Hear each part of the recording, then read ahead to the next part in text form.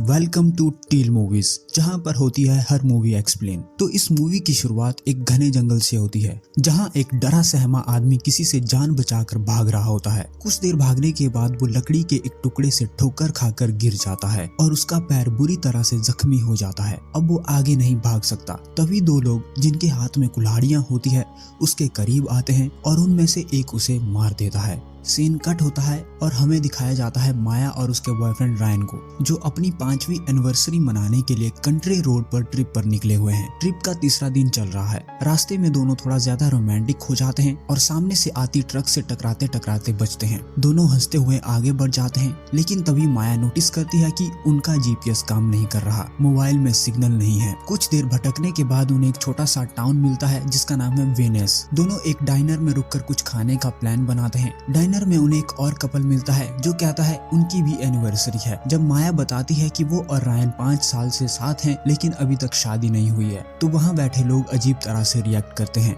Bill चुकाते वक्त उन्हें पता चलता है कि एक आदमी जेफ, जिसे आखिरी बार इसी डाइनर में देखा गया था, रहस्यमयी तरीके से गायब हो गया। दोनों जैसे ही कार में बैठकर निकलने लगते हैं, कार स्टार्ट ही नहीं होती। तभी रायन कार के पास खड़े एक आदमी को देखता है और दंग रह जाता है। वो आदमी अपना नाम रूडी बताता है और कहता है कि पास में ही उसकी एक गैराज है। तो रूडी कार को चेक करता है और बताता है कि अल्टरनेटर खराब है, बदलना पड़ेगा। लेकिन नया पार्ट लेने के लिए उसे यूजिन शहर जाना पड़ेगा और डीलर पहले ही बंद हो चुका है। इसलिए वो कहता है कि सुबह का सबसे पहला काम तुम्हारा ही होगा और वो एक लड़के जिसका नाम डग है उसको भेज देगा इस गाड़ी का पार्ट लाने के लिए। माया पूछती है कि पास में रहने की कोई जगह है क्या। रूडी बताता है कि एक घर है, ज्यादा दूर नहीं है। पर रायन को शक हो जाता है। उसे लगता है कि कार को जानबूझकर खराब किया गया है, ये एक ट्रैप है। लेकिन माया उसे शांत करती है और रूडी को धन्यवाद कहती है। तभी डाइनर की ही एक लड़की शैली कहती है कि उसकी शिफ्ट 10 मिनट में खत्म होने वाली है, वो उन्हें छोड़ देगी। दोनों शैली के साथ उस घर के कैबिन में पहुंचते हैं। माया को कैबिन होटल से ज्यादा पसंद आता है।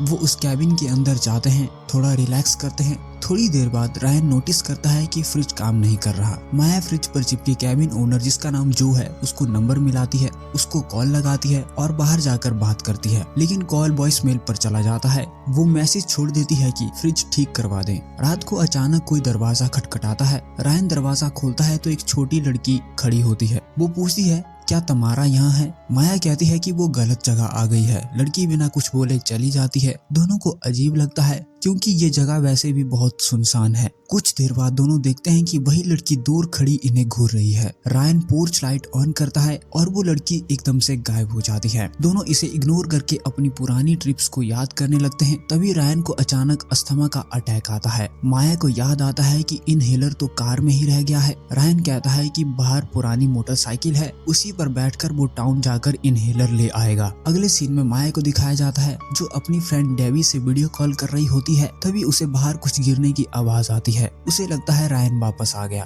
तो वो कॉल कट कर लेती है। लेकिन जब वो देखती है कि रायन नहीं है, फिर से दरवाजे पर नॉक होती है। वो आंख लगाकर छेद से देखती है, वहाँ कोई नहीं होता। अचानक वही लड़की फिर से सामने आ जाती है। फिर वो पूछती है क्या तमारा यहाँ है। माया इस बार सख्ती से कहती है कि यहाँ कोई तमारा नहीं है। माया दोबारा छेद से झांकती है और वही लड़की वहीं खड़ी होती है। डरकर माया दरवाजा लॉक कर लेती है, लेकिन लड़की लगातार नॉक करती रहती है, वही सवाल पूछती रहती है। तभी माया सुनती है कि कोई घर के आसपास घूम रहा है। वो घबराकर अंदर आती है और महसूस करती है कि उसका मोबाइल टेबल से गायब है। तलाशने पर उसे फोन मिलता है, लेकिन तभी एक लड़की की भयानक गाने की आवाज सुनाई देती है। माया बाहर झांकती है, वहाँ कोई नहीं होता। उसका डर अब बढ़ चुका है। वो रायन को कॉल करती है, पर कॉल वॉइस मेल पर चला जाता है। वो मैसेज छोड़ती है कि वही अजीब लड़की वापस आई थी और उसे डरा कर चली गई, और वो रायन को जल्दी वापस आने के लिए कहती है। उधर रायन गैराज पहुँचता है, लेकिन वहाँ कोई नहीं होता। वो कार से इनहेलर निकाल रहा होता है कि रूडी अचानक दिखाई देता है। रायन उसे बताता है कि वो सिर्फ अपना सामान लेने आया था। रूडी मजाक में कहता है कि बिना बताए आते तो शायद वो उसे कार चोर समझ लेता। उधर कैबिन में माया पियानो बजा रही होती है। उसे पता ही नहीं कि उसके पीछे एक आदमी है जो स्केयर क्रो मास्क पहने होता है, कुर्सी पर बैठा उसे घूर रहा है और कुछ देर बाद गायब हो जाता है। शावर में भी माया को वही डरावना आदमी दिखाई देता है, पर जैसे ही वो मुड़कर देखती है वहाँ कोई नहीं होता। तभी अचानक पूरे कैबिन की बिजली चली जाती है। माया आवाजों का पीछा करते हुए नीचे आती है और एक दूसरे स्टॉकर को देख लेती है। जबरदस्त घबराहट में वो ऊपर भागकर स्टोर रूम में छिप जाती है। तभी किसी के ऊपर आने की आवाज सुनाई देने लगती है, पर राहत की बात यह है कि वो रायन होता है। माया उसे बताती है कि घर में कोई है। रायन देखता है पर उसे कुछ नहीं दिखता। वो दोनों मिलकर फ्यूज बॉक्स चालू करते हैं।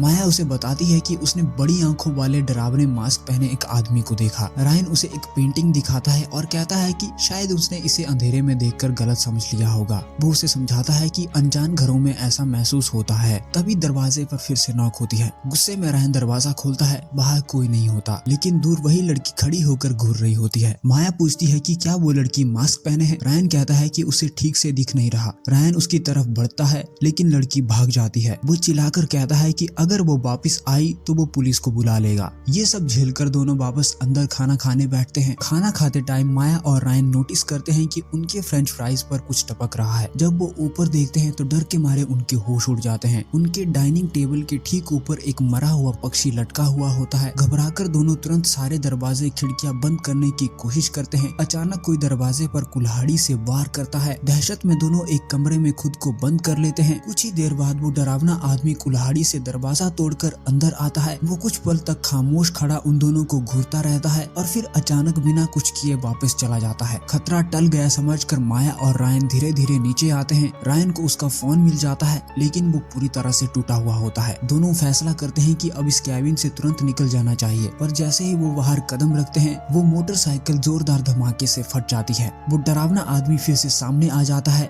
दोनों जान बचाने के लिए वापस भागकर घर में घुसते हैं और वॉशरूम में छिप जाते हैं। माया कहती है कि जो कैबिन का मालिक है वो शिकारी है, तो घर में कहीं बंदूक हो सकती है। वो ये नोटिस करती है कि घर जमीन से थोड़ा ऊंचा बना है, यानी नीचे भागने के लिए जगह हो सकती है जहाँ से वो बच सकते हैं। दोनों नीचे खाली जगह से निकलने की कोशिश करते हैं, लेकिन रेंगते हुए माया का हाथ एक कील में लग जाता है और वो दर्द से चीख पड़ती है। ये आवाज पिनअप गर्ल को उनकी लोकेशन बता देती है। रायन उसे चुप रहने का इशारा करता है और एक झटके में कील निकाल देता है। दर्द के बावजूद दोनों रेंग कर कैबिन से बाहर निकलते हैं और शेड की तरफ भागते हैं। भागते टाइम रायन गिर पड़ता है और उसका इनहेलर नीचे गिर जाता है, लेकिन उनके पास उसे उठाने का टाइम नहीं होता। शेड के अंदर बहुत ज्यादा अंधेरा होता है। माया लाइटर जलाती है और जैसे ही रोशनी होती है उनके पीछे पिनअप गर्ल खड़ी दिखाई देती है। दोनों घबराकर हथियार ढूंढते हैं, लेकिन बंदूक नहीं मिलती। रायन एक कुल्हाड़ी उठा लेता है। बाद में वो कुल्हाड़ी माया को पकड़ाता है और खुद बंदूक ढूंढने चला जाता है। उसी वक्त पिनअप गर्ल अचानक आ धमकती है। वो रायन पर हमला करने वाली ही होती है कि स्केयर क्रो खिड़की तोड़कर अंदर आता है और उससे भिड़ जाता है।